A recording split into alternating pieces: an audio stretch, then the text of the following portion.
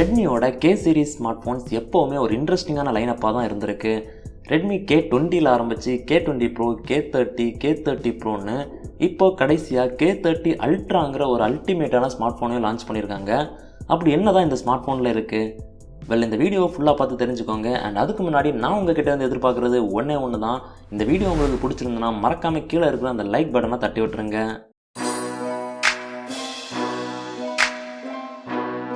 Redmi K30 Ultraவில் ஒரு 6.67 inches Amoled Display கொடுத்துருக்காங்க. இது Full HD ப்ளஸ் ரெசல்யூஷனில் வருது. இதோட மெயின் ஹைலைட் என்னென்னு பார்த்தீங்கன்னா, இதில் ஒரு 120 Hz ரீஃப்ரெஷ் ரேட் கொடுத்துருக்காங்க. இதனால் இந்த ஸ்மார்ட் ஃபோன் யூஸ் பண்ணுறதுக்கு செம ஸ்மூத்தாக இருக்கும். இதில் உங்களுக்கு ஃபுல் ஸ்க்ரீன் எக்ஸ்பீரியன்ஸும் கிடைக்கும். எந்த நாச்சோ பஞ்சுவல் டிஸ்டர்பன்ஸோ எதுவும் இருக்காது. ஏன்னா இதில் ஒரு பாப்அப் செல்ஃபி கேமரா தான் கொடுத்துருக்காங்க. ஸ்க்ரீனோட சைட்ஸில் பெசல்ஸும் ரொம்ப கம்மியாக தான் இருக்குது. இந்த டிஸ்பிளேயோட பிரைட்னஸ் 1200 nits வரைக்கும் போகிறனால சன்லைட் விசிபிலிட்டி எல்லாம் பக்காவாக இருக்கும். இந்த ரெட்மி K30 Ultraவோட ஹார்ட்டில் மீடியாடெக்கோட டைமென்சிட்டி 1000+ சிப்செட் தான் கொடுத்துருக்காங்க. இது ஒரு பவர்ஃபுல்லான சிப் தான்.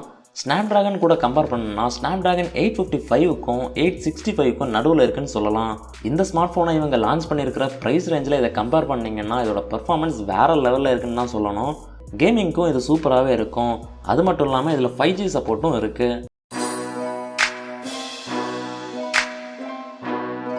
இந்த ஸ்மார்ட் ஃபோனில் ஒரு பெரிய 4500 mAh பேட்டரி கொடுத்துருக்காங்க. அதை சார்ஜ் பண்ணுறதுக்கு 33 wattsல ஃபாஸ்ட் சார்ஜிங் சப்போர்ட்டும் கொடுத்துருக்காங்க. இதனால் இந்த ஸ்மார்ட் ஃபோனை 1 மணி நேரத்துக்கு உள்ளாடி ஃபுல் சார்ஜ் பண்ண முடியும்னு சொல்கிறாங்க. இந்த ஸ்மார்ட் ஃபோனோட மெயின் கேமரா பார்த்தீங்கன்னா ஒரு 64 MP சோனியோட IMX686 சென்சார் கொடுத்துருக்காங்க. இதில் OISன்னு சொல்லக்கூடிய ஆப்டிக்கல் இமேஜ் ஸ்டெபிலைசேஷனும் கொடுத்துருக்காங்க. இதனால் நீங்கள் ஃபோட்டோஸ் கேப்சர் பண்ணுறப்போ உங்கள் ஹேண்ட் ஷேக் ஆனால் கூட ஃபோட்டோ ஃபோக்கஸ்லேயே தான் இருக்கும். இது வீடியோ கேப்சர்லேயும் ஹேண்ட் ஷேக்கை அவாய்ட் பண்ணுறதுக்கு யூஸ் ஆகும்.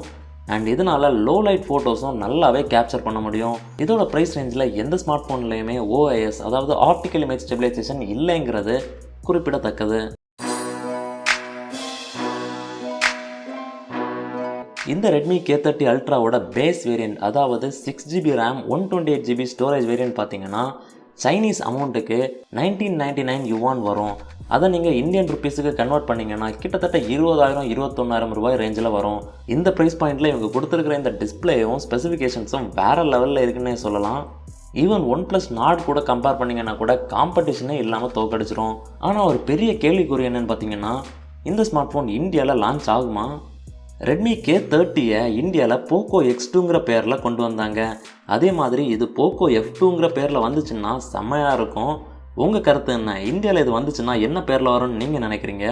கீழே போய் கமெண்ட் பண்ணுங்கள். ஸோ இந்த வீடியோ உங்களுக்கு பிடிச்சிருக்குன்னு நினைக்கிறேன். பிடிச்சிருந்தா மறக்காமல் கீழே இருக்கிற அந்த லைக் பட்டனை தட்டி விட்டுருங்க. நம்ம சேனல் இன்னும் சப்ஸ்கிரைப் பண்ணாமல் பார்த்துட்டு இருந்தீங்கன்னா சப்ஸ்கிரைப் பண்ணி பக்கத்தில் இருக்கிற பெல் ஐக்கானையும் ப்ரெஸ் பண்ணிக்கோங்க. நீங்கள் பார்த்துட்டு இருக்கிறது TechMax தமிழ். என் பேர் மேக்ஸ்வெல்.